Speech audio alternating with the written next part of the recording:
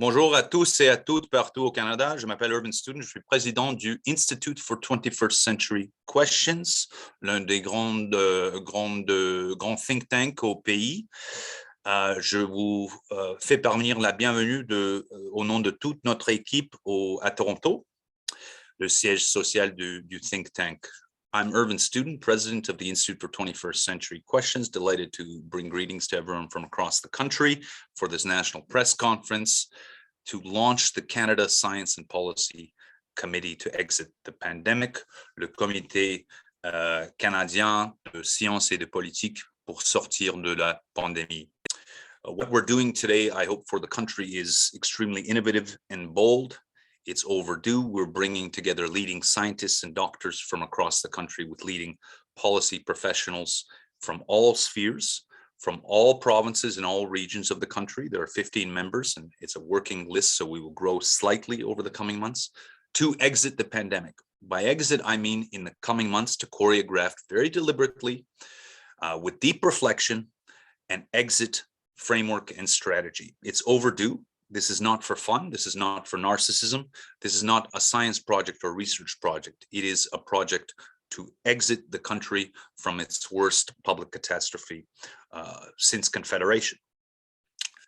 There are a number of innovative elements to the committee. First of all, we have a policy lead, not a science lead. The science is in support of the policy because, after all, this is not follow the science project. It is a policy project to exit the pandemic informed by science in part. That's the first point, because part of the diagnosis of our current catastrophes, colleagues from across the country, is that we have the scientific medical sphere operating in solitude from the policy sphere, with the policy sphere having weak literacy in science and the medical scientific class having very weak capacity in public policy. We bring them together to choreograph very purposefully an exit. Secondly, we are properly national. We're not provincial like some of the science committees. We are systems thinking. That is, we are thinking across the several or multiple crises of system in which our country finds itself. We have today in Canada not just a pandemic, we actually have 6 or 7 proper crises of system, and the exit from the pandemic requires an exit from all of these crises at the same time. If we focus only on the pandemic, which increasingly is the minor crisis in the country, we will be in a form of disintegration ad infinitum until the country actually falls apart. So we are dealing with, obviously, the COVID-19 pandemic, public health more generally.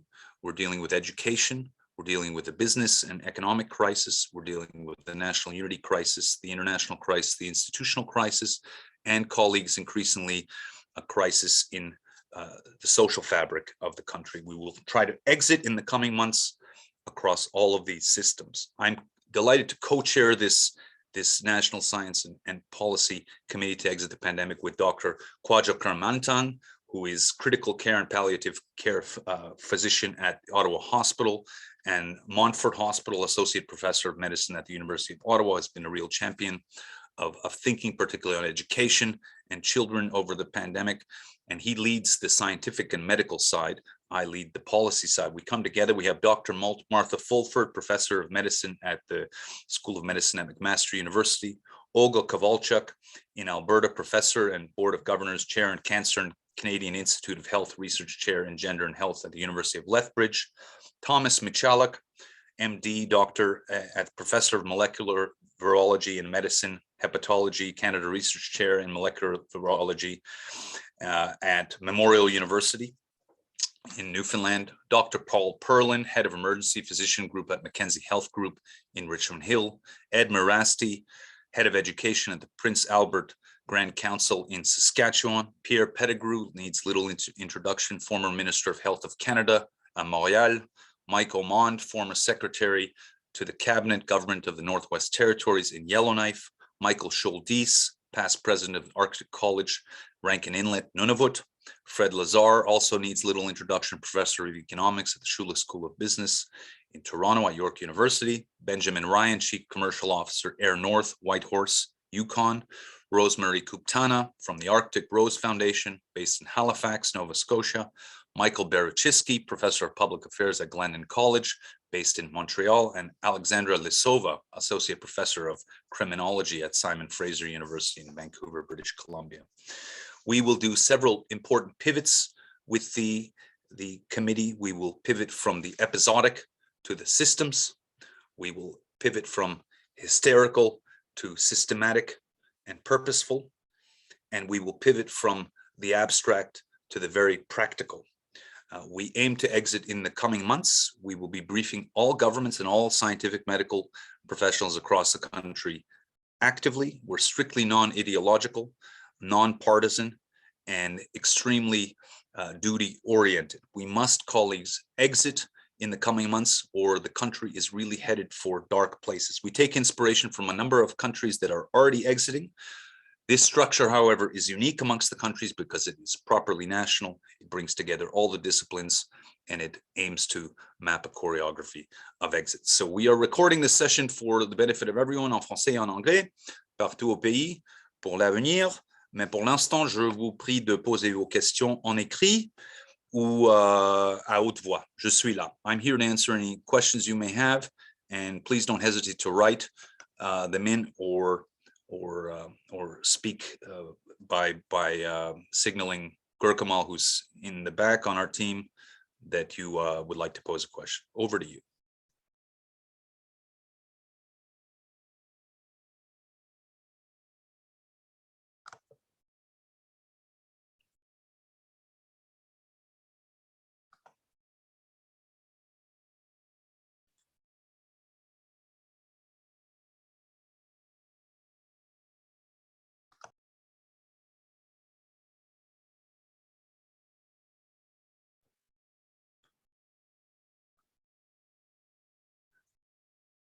If there are any questions, please feel free. If not, we will be in touch as the committee gets going over the coming weeks and hopefully very few months as we plot and choreograph the exit. We will be meeting regularly and consulting in and out on a regular basis. What structures do you have in place at this point? From DJ McKinnon. We have a properly national committee that is now going to be meeting regularly. We have links and networks with all the decision makers. We're in touch actively. They will by now know of our existence and our purpose, and we will be briefing out regularly. And so the purpose is to really actually give the governments and the decision makers both the content of the exit strategy and the courage to say, we're out and we're going out. And I should just emphasize, colleagues, that much of the exit strategy will be both deliberate and declaratory. There will be meaningful acts of exit. We are not zombieing out of this. We are not having a very careful, low energy exit into the next few years and see what happens. That is actually both counterintuitive and inappropriate. What we need is a high energy exit, because what's happened over the last 2 years is that the country has, across the 6 or 7 systems and crises I articulated, from public health to education to the economic sector, found itself collapsed to a lower level of equilibrium. If we imagine that this status quo persists, we will live miserably indeed, and the country could disintegrate very fast. As a result, what we need is a burst of energy to resuscitate the 2019 equilibrium, but even more energy because these systems are in a state of crisis. Many of them are collapsed. So we will be providing some of that energy and some of that thinking and the courage for decision makers to say, we're back, we're out, we move on. How to get involved? We will be reaching out regularly. Please get in touch with me, members of the committee. We want to hear from everyone. We're strictly practical, and we, again, mean to exit both as, I think, professional leaders and intellectual and disciplinary leaders, but also as proud Canadians who say that the country is suffering, and we are, I hope everyone can understand, stepping up to say, we're out. We need to exit. A question from is safeguarding the healthcare system has been somewhat of a trump card to justify restrictions, school closures, lockdowns. What should be done to improve the healthcare system's capacity for future pandemics? Indeed, of course, we will need to work on health system capacity across the conditions and maladies and afflictions for the coming decade, for sure, including COVID-19. But one of the things that I think we will insinuate, colleagues, into the thinking, and this is thinking that has been erroneous in its analysis of the pandemic over the last 2 years, is that the entire world does not reduce to the healthcare system. And within the healthcare system, we cannot reduce everything to ICU beds.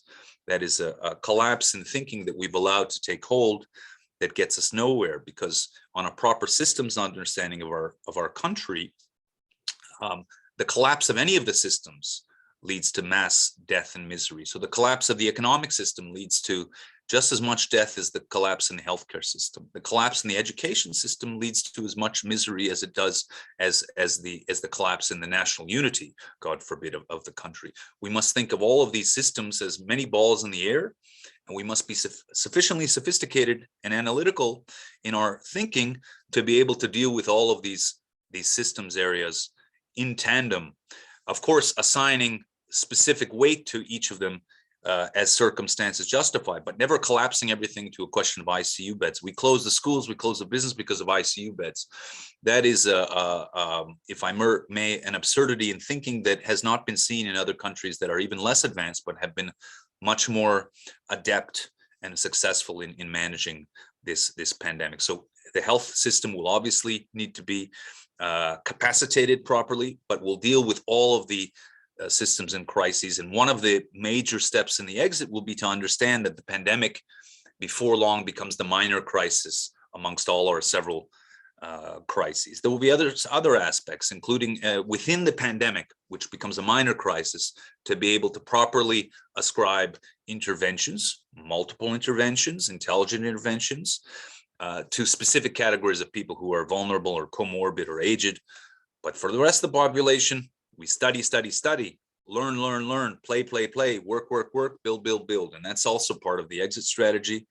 And before long, we also expect that the pandemic will itself become endemic, or a form of endemicity that other countries are now seeing, and will be able to put all of these things together across the systems and choreograph a proper exit. How can we best engage local public health in these discussions? Can we engage the Association of Local Public Health Agencies? We will be in touch with all of them, and we want to engage with all of them. We do not discriminate for these contexts, or contexts. I'm deeply appreciative of the work of the medical and scientific community. The medical officers of health have been under great stress.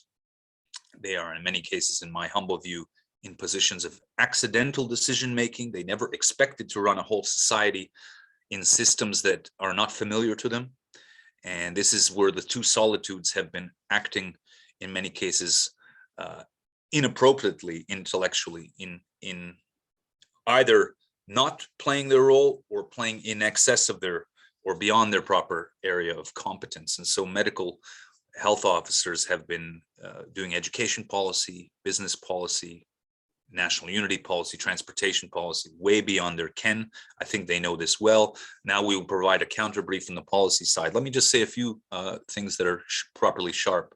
One is, again, this is not follow the science. It is, as we understood properly, even in 2019, it is science advising public policy, but science as one of multiple inputs. And that is the appropriate way to understand the exit. It is not a science project, and it is not us doing a research experiment on COVID-19. It is a science brief that informs a larger policy exit choreography. The second point is to quote, I think apocryphally, an Ontario official who, when they closed the schools, said, "You don't understand, we're not in charge, the virus is in charge." Nay, that is not the spirit of the committee. The spirit of the committee, again, is a policy exit. The policy side is in charge. It is always in charge, even in the context of national disaster or natural disaster. And the science brief is one of multiple briefs that will go into the exit strategy, keeping in mind that, of course, at some point, the science brief will be more muscular than other parts. Now, there are a number of other questions coming in. Many parents I speak to feel a sense of apathy or insignificance. A general, well, what's the point? They feel disheartened because they don't feel listened to. Disconnect is clear when we don't see how few have access to a GP. The question is well received. I think it's Catherine Brennan asking it, and the point of the committee, in part, hopefully in conjunction with decision makers that learn from our work and take on our briefs and take inspiration from them, is of course to restore the energy, restore the sense of meaning in our society. I do very much think we will be choreographing the exit, and part of the choreography requires that we restore the rhythm of our society, the daily cadence. That cadence gives us meaning. The cadence of school, having a regular week, a regular season, regular standards, the rhythm of play, the rhythm of recess, the rhythm of homework, the rhythm of weekends. All of that is a cadence that was known to us. We're now living inelegantly because it's on, off, on, off. Decision makers have made huge mistakes in disrupting this rhythm. We need to restore it. That also applies to festivals, restaurant life, street life. We need to get people on the street, en masse, soon, to reinstate, to restore the cadence of Canadian life as we all knew it and enjoyed it. It is an act of deliberate exit. Again, it is not a zombie exit. The Canadian instinct is always to say, out of an abundance of caution, we will take 2 or 3 years to see what's happened, see what the data is. All of that will be taken into account, but the exit must be energetic. And I repeat, we take inspiration from a number of societies that are already exiting, less advanced than us even, but that have exited as a point to say that life and policy supersede all other considerations. Science has a huge role. I'm completely into the science. The Institute for 21st Century Questions is the one that had some of the leading science summits on the vaccine, on the COVID-19 pandemic. Generally, we have no ideology on any of this. We're just well alive to all of it. What we appreciate, though, is that the exit is a policy exit.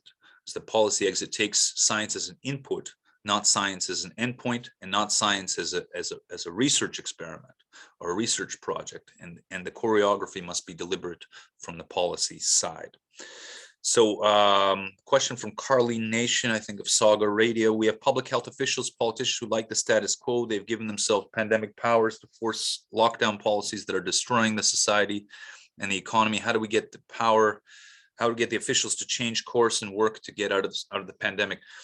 I think the problem, as I mentioned, is that during the 2 years of the pandemic, Canada was collapsed into a lower level equilibrium. That lower level equilibrium was across the systems, across the public health system, across the economy, the education, certainly, national unity, international, all of these were collapsed to a lower level, lower energy level, if we can imagine. As a result, to exit, colleagues, we need to up the energy. And that is part of the work of the pandemic, of the committee. And of course, we must exit across the systems. We cannot just exit out of public health because the other systems are in crisis. If they're at this lower level equilibrium, they will drag down the pandemic equilibrium as well. So we need to exit, boom, outside of all of them. However, we're also in crisis across these systems. So we need even more energy. That's why we need work. We need intellectual effort. We need physical effort, on the ground effort in the real world. We cannot sentimentalize, and if I may go over your question directly, Carleen, we can't sentimentalize this lower level equilibrium, create a status quo narrative that says we're good, we're a lower equilibrium, but that's great. This is the new Canadian life. And that's not only unacceptable for me and members of the committee across the country because it's a lower quality of life, but it's also unacceptable because people don't understand that this is an active disintegration. And if this lower level equilibrium portends crisis or growing crisis, we will eventually disintegrate the country. And that happens throughout history. Countries disintegrate. usually through bigger crises than the pandemic. The pandemic should be no reason for us to disintegrate. So we must raise the energy level. That is part of the impulse provided by the committee, part of the courage, I think, and inspiration we'll give to decision makers, drawing again from the experience 360 degrees of other countries to exit. And so restrictions will be part of it, removing all of them before long with a specific choreography, but even beyond restrictions, because again, that's a negative statement. Remove restrictions and we will be back to normal. Nay, because remember, we are in a collapse state. There are many other things that we need to resuscitate. For instance, one of the matters that's been exercising the Institute for 21st Century Questions and a worldwide commission I had is the problem of third bucket kids. We have in Ontario alone over 100,000 kids not in any form of school at all. Zero. They're not in physical school, they're not in virtual school, they're in the Oliver Twist condition. I repeat, no school at all.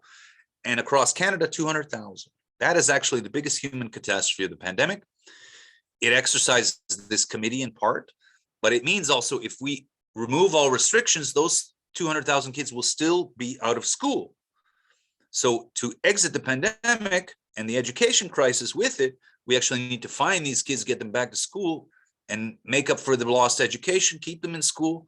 Now, for everyone else in the education system that has also been collapsed, even if they've stayed formally in the system, they're behind. And they are greeting a world that is that much more cruel, a Canada that will be a little poorer, more unstable. So we actually need to over-prepare them. We can't sentimentalize school closures on a snow day or invent reasons for collapsing the education system further. Nay, we have to overcompensate now. The same applies to business. Who wants to invest in Canadian, in the Canadian economy and business today if we have a country that collapses business on a Twitter feed? Nobody. What about the social fabric, the fabric of not being able to negotiate similar social norms, store to store, community to community, even household to household, school to school? All of that needs to be reconsolidated, because it used to be the case that you could go to any community in PEI and any community in Whitehorse and any community in Inuvik or Victoria or Toronto, and the norms would be quite similar. Now it's all collapsed. That requires a careful choreography. It's not just a negative removal of restrictions, although that is a major part. And I'm talking obviously about vaccines and masks and social distancing. All of this requires a deliberate choreography to reinstate elegant living that we're seeing in other countries. How do we connect policymakers with parents? I'll question by voice when you have a moment. Policymakers in Canada must connect with parents as a matter of course. One of the tragedies in our pandemic management, in my assessment, is that we've neither had the technical strengths of the more algorithmic states in Northeast Asia, Southeast Asia, that have been more authoritarian, but they're technically stronger than us. They have a better systems understanding during a pandemic. And we've also we've collapsed our main democratic strength, which is feedback to power. And as a result, we are not seeking correctives to public power. And that includes the feedback from students, from parents, from stakeholders in the community. Everything is done on Twitter and in Zoom rooms, and the mistakes of commission and omission are huge. Yes. Okay, I think Catherine, you will get the microphone to speak from Gurkamal, who is quarterbacking on the 21CQ side. Hello, can you hear me now? Yes, go ahead, Catherine. Hello, thank you, Gurkamal, for emailing all of us. It's been great to be connected with this. My question is more, I actually had a conversation yesterday morning. I reached the vice president of the ETT, who's the elementary teachers, I don't know what the third T stands for. He had sent out a video conference to his stakeholders, all of the unions of teachers, explaining why there was a U-turn from no school at all to then it was a online school offered on Monday and then no school at all on the Tuesday. I mean, these are layers and layers of absurdity. So my point of view really comes from the grassroots, from parents. So I spoke with him, and this goes to link towards, this is less of a question and more of a rant, but anyways, about how do we connect with those who are the Twitterati, which is very few of us, and those who are really feeling the ground on the ground level effects of these poor policies, which are far more restrictive than supportive, and perhaps not based, as we shall see more and more, on any scientific data to support these restrictions. And when I spoke with him, my impression of him, he was a man who wanted to come together more and to communicate rather than divert. A lot of the language that he used was very one-sided, one-dimensional, talking about how hard it has been for teachers, but not one mention of the kids involved. And so a lot of people were very angry having seen his video. And then having spoken with him as a person, it's kind of like once you speak with a person and you get out of these Zoom rooms and you speak with a person, we realize we're more alike than dislike. And I think that's the disconnect that we're dealing with as well. It's a disconnect with the nurses and the docs on the wards, the policymakers or the middle management guys that are making those decisions. How do we support the pastoral care of our most vulnerable, right? And how can we better correlate language that is supportive and that is inclusive of all of us, so that we feel an invested interest in the decisions and they're not being served out to us as mandates. And that's the helplessness I think a lot of parents feel. It's like, holy God, what's next, right? And I'm sure it's the same with the nurses and the med staff and all those guys, you know, working hard. And by the way, thank you, Dr. Quadco and Martha Fulford. Wow, you've saved me from losing my mind. Thank you. That's the end of my ramble. Thanks, Catherine. Thanks for your energy. And Quadjo and Martha are really key members of the committee, and we will profit from similar quality across the country, both from the scientific medical community and the policy community. I think that to respond to your question, well, you've hit on many dimensions. The nature of decision making over the last 2 years in Canada has, on the one hand, collapsed, on the other hand, exposed as wanting. On the wanting side, we've not been able to have, as you say in French, la maîtrise de la situation.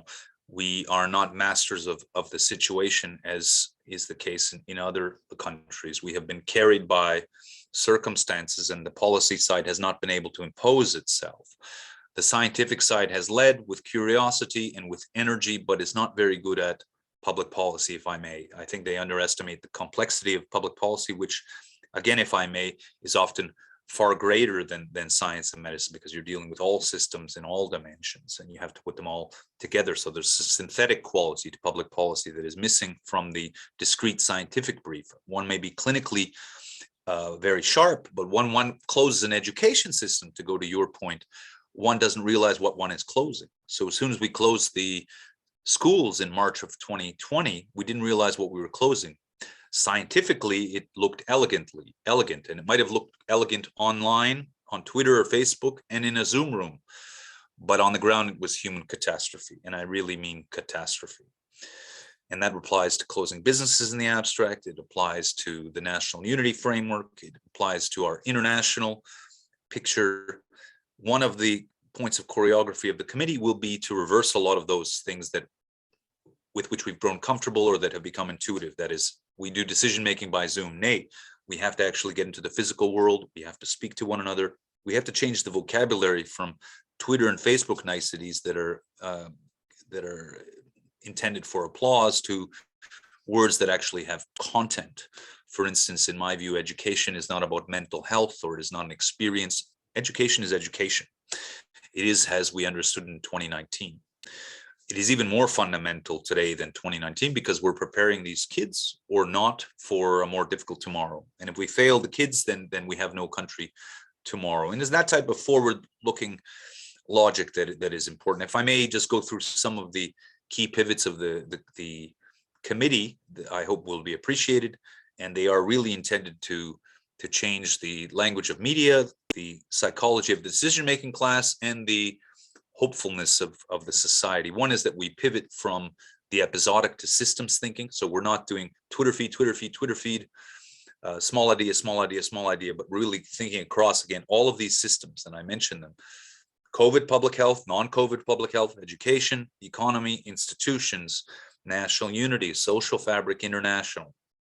And there might be a few interstitial ones as well. From follow the science to having science as a key input in decision-making informed across the disciplines. And I repeat, it's not adequate to say, well, the science says so and so. That is actually too primitive, and it has become a strange justifier for a host of poor policy decisions. A policy decision must be informed by science where relevant, but many other considerations. And that is the way systems thinking works. The society is much more complex than the science, and the science is a critical input amongst many. So we have scientists at the table, but it is a policy lead, and the exit will be a policy exit. From the hysterical and defeatist to practical and purposeful. I'm not a hysterical person. The committee is not in the world of hysterics. We will exit purposefully, systematically, with choreography and high energy, not hysterically. And there's no reason for hysteria in the present. There's been no reason for hysteria over the last 2 years. We will go from the abstract to the human. So Catherine, to your point, we're not talking about closing abstract systems or removing abstract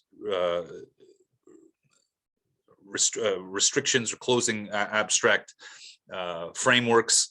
We're really talking about on the ground humans where people live, children, parents, teachers, economic agents, social actors, Canadians, where they live physically. And part of that is to get people out, and decision-making is much better in the human form. I might say, for context for colleagues, people will appreciate or might not appreciate that the civil services of the country, which are the largest masses of human agglomeration across the country, have been working from Zoom rooms for the last 2 years. And that explains a lot of our catastrophic decision making. They are not seeing the country. They are not seeing the objects of their decision making. They're not seeing their constituents, and they're not getting critically feedback from the ground to their decision making centers.